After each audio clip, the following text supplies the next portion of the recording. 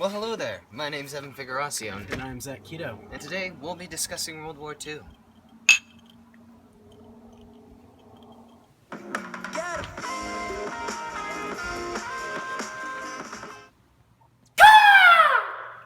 World War II, truly a battle between good and evil. The Axis powers, which consisted of Hitler and his Nazi Party of Germany, Mussolini and his Fascist Party of Italy, as well as the Empire of Japan, all had plans for world domination. Their counterparts, though, the United States of America, Britain, and Russia, were charged with defending us, the people, against their evil intentions. World War II was truly a turning point in American history because it established us as a global superpower, established a modern industrialization in the country, and as well changed our defensive spending forever. A common misconception is that World War II started September 1st, 1939 with the German invasion of Poland, but we believe that World War II started with the Japanese invasion of Manchuria in 1931. The Japanese invaded Manchuria because of the rich amount of resources there that they needed to grow their own island empire.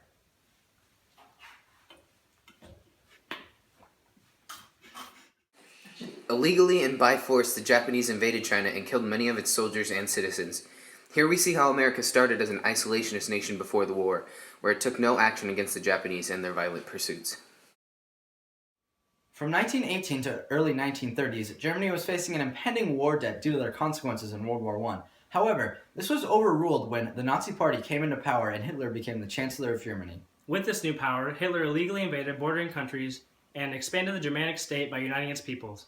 This new generation was ready to conquer, and with that, they invaded Poland on September 1st, 1939. The Nazi war machine mobilized with incredible efficiency, and thus nearly all of Europe fell to Axis control within the year. The Blitzkrieg, the infamous Nazi tactic, demolished every land-based country. Even France fell within 3 months.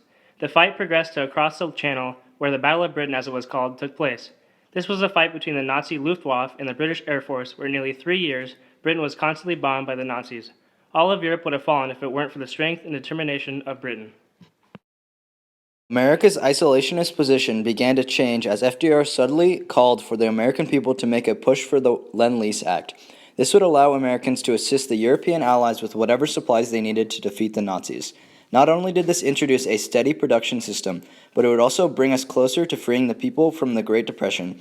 This brought America only a few steps away from becoming fully involved in the war.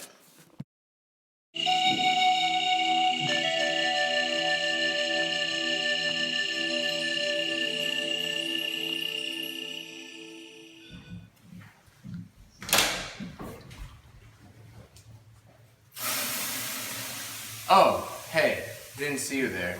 Anyways, while the war was raging on in Europe, what truly brought the U.S. into the war was the bombing of the Pearl Harbor naval base, which the Japanese had secretly planned a sneak attack on December 7th, 1941.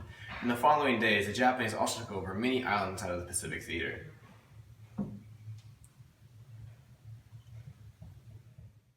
Shortly after the bombing of Pearl Harbor, the Philippines was invaded and could not successfully defend against the Japanese stronger and larger force.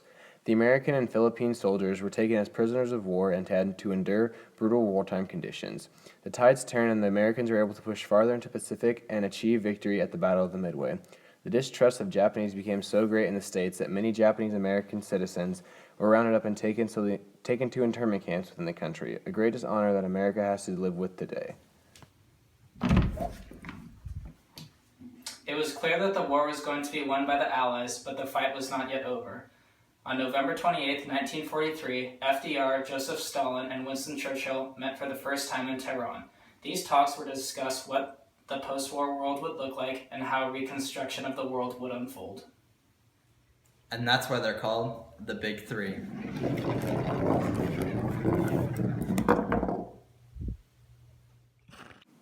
Just like the war had turned in the Pacific, so too was it turning in Europe. After the Nazis had overextended into Russian territory, the winter claimed many of their lives, and the Soviets were able to push back towards Germany. While the Soviets gathered their strength along the way, the Americans and the British made their landing on the beaches of Normandy on June 6, 1944, the largest scale invasion of troops to date. This event is most commonly referred to as D-Day. With the successful invasion of D-Day, the Allies carved their way through the weakened German defenses. They made their way to Berlin and left the Nazis with no other choice but to surrender. Even though the war in Europe has come to an end, the war in the Pacific still rages on. General Patton was in charge of the Pacific Theater and used his island-hopping strategy to quickly take islands. After a fierce battle at the island of Iwo Jima, it was clear that the Japanese weren't going to surrender, and we would face an estimation of 1 million casualties. The war must end. However, after Iwo Jima, the Japanese did not surrender, which led to the United States, after being approved by President Truman, to drop nuclear bombs on both Hiroshima, killing between 90,000 and 146,000 people, and Nagasaki, which killed between 39,000 and 80,000 people, after the Japanese then surrendered on September 2nd, 1945.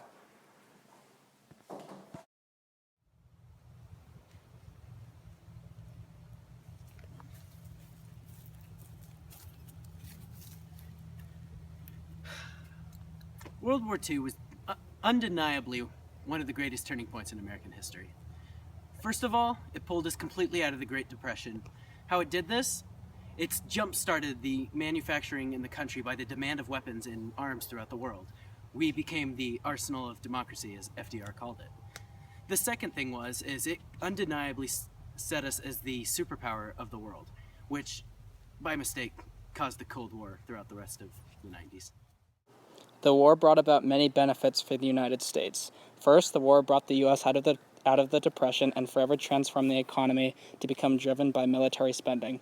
Second, technologies such as computers and aviation were greatly affected by the necessity of them during the war, which led to massive improvements in both. The war also brought about improvements in medicine, as many people had to receive treatment due to wartime injuries. Finally, the war interconnected the world and boosted business around the planet.